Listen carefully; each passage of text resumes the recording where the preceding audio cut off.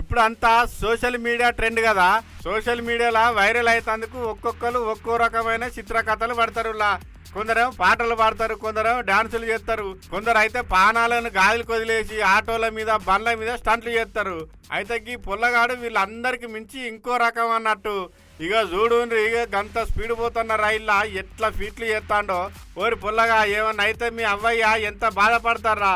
అగ చూస్తాను ఆరుల వానికి ఇంత భయం లేకుండా ఒక్క చేత పట్టుకొని గంత ఈ స్పీడు రువ్వడి మీద పోయే రైలు బండ్లే అగ వాడు చూడు ఎట్లా చేస్తాడగో. అటు పక్క స్తంభాలను కూడా ముట్టుకుంటాడు కదా. అరే దేవుడా, ఇగో వీడికి ఇట్లా చిత్రకథలు పడతా అంటే అందులో ఉన్న వాళ్ళ సోపతిగాడు వీడియో తీస్తాడు.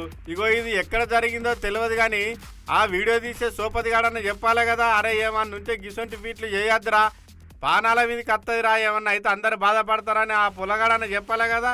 అయినా వాడెందుకు చెప్తాడు, వాడు కూడా వీణాసొంటి కోతిగాడే కావచ్చు. అగో చూడులా అగో వాడి ఇంట్లుంటే అగో స్తంభాలను ఎట్లా ముట్టుకుంటాడో.